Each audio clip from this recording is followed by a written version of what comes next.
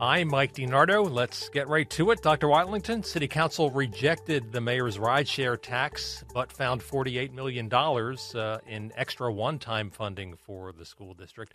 Yet you say the school-based cuts are still going to go ahead. Why?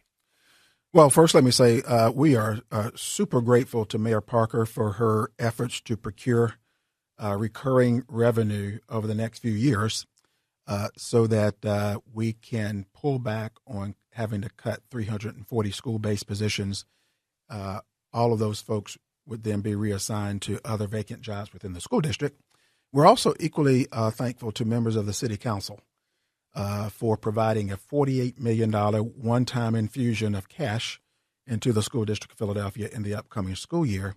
While we're super grateful, unfortunately, it won't be enough revenue to pay for these positions a year over year. Think about it like this. If I were going to buy a brand new car or get a home mortgage, and I had the money to pay that house note or my car note for the first year, but the next 4 years of that 5-year car payment cycle, I don't have committed funds for it, I probably shouldn't buy the car. It's just not good financial management. Or if I can only pay the first couple of years of my mortgage on a 15 or 20 or 30-year mortgage, and I don't have the recurring revenue to pay that mortgage over time, that becomes a problem. That notwithstanding, we are very thankful to both Mayor Parker and members of council, and we certainly remain optimistic that perhaps some additional revenue can be found in some way. Is it worth avoiding the disruption that those reassignments of the 340 staffers that would cause for 1 year? Well, I'll say two things. Number one, the Home Rule Charter requires the school district to build a budget based on anticipated revenue from the Commonwealth of Pennsylvania and the City of Philadelphia. Our Board of Education has done that, and as you well know, they've adopted a budget. Our board members have adopted a budget for fiscal year 26-27. Number two, I'd say to you that it's just good fiscal management to always build your budget, not living on a prayer like the great New Jersey and Bon Jovi said. Yeah, I think we're doing the right thing here, but I certainly understand the spirit of what you're saying because we don't want to have to cut and reassign 340 school-based positions. But I'll tell you what we must do in the School District of Philadelphia and what we will do in the School District of Philadelphia. While we've had historic deficits for decades, we are going to pay down. We are going to be fiscally responsible, fiscally prudent, and fiscally accountable in the School District of Philadelphia under the leadership of this Board of Education so that we can not just pay down our $300 million structural deficit, but we are going to eliminate it by fiscal year 29-30. And it will be our intention from then on and forevermore to live within our annual budgets and to make structural deficits a thing of the past in the School District of Philadelphia. And you're beginning to do that with the central office cuts and looking at the contracts and that sort of thing. But City Council said, here, we gave you the money that we needed, yet you're still making these cuts anyway. Are you concerned about damaging the relationship that you have with council? We want to keep a very positive relationship with the very fine members of City Council. And we're going to do everything to stay at the table, and to remain good, committed partners with President Johnson, Majority Leader Gilmore Richardson, Education Chairman Thomas, and the other members of the council.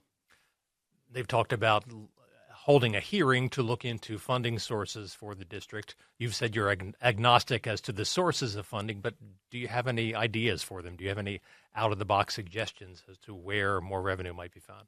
I continue to be agnostic about how our legislators procure the revenue that's needed in the School District of Philadelphia. Certainly, and I never want to get ahead of our Board of Education. As you know, President Reginald Streeter and our Board of Education members are responsible for oversight and accountability to ensure in the school district that the superintendent and my team are being good stewards of the dollars. I can tell you we're really pleased. We're actually proud that we have the best investment grade credit rating that we've had in the history of the district since investment grade credit ratings have been assigned to the school district. And every year for the past 3 years, we've received some kind of investment grade credit upgrade, either from stable to positive or in the actual rating up to BAA. And so we want to continue to get those good reports. And I think being fiscally accountable and responsible going forward will help us to maintain those high ratings and to, over time, even increase them. Would it jeopardize those ratings if you spent money that wasn't recurring on those 340 staffers? It's always a house of cards when you plan to spend money you don't have. Fair enough. Moving on, this is Pride Month, and last week Meredith Elementary School moved its Pride Parade from the sidewalk to inside school grounds after conservative backlash online. Were you okay with the parade going on as it did?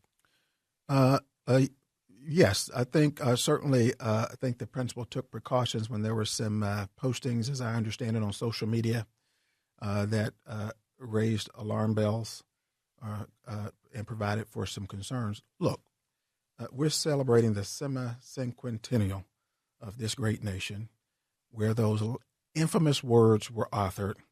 We hold these truths to be self-evident, that all men, and today we would say all people, are created equal, and that they are endowed by their Creator with certain unalienable rights, that among these are life, liberty, and the pursuit of happiness. In the School District of Philadelphia, it's simple. We support the pursuit of happiness, life, liberty, and the like for all people, and we want to affirm that. Fair enough. The school year is wrapping up, and summer school is about to begin. Summer school isn't just for students who are in danger of failing and need to catch up, but there are enrichment programs to help prevent the summer slide, and there are other activities as well. What are some of the activities, and is registration still open?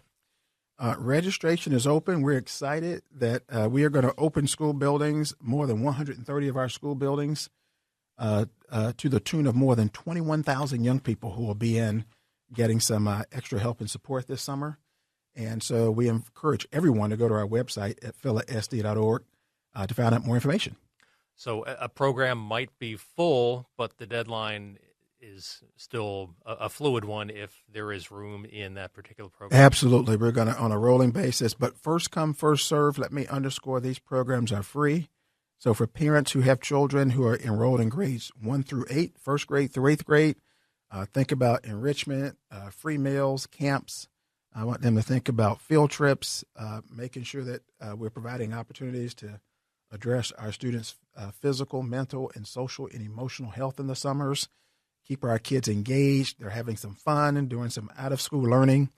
And we're just pleased to be partners with the city's Office of Children and Families. And together, we're doing some great work together this summer for our young people. Really want to encourage, you have to live under a rock not to know about or have something to get engaged in, as I hear Mayor Parker say often. So we certainly hope that people will tune in. The official kickoff is Monday, June 22nd.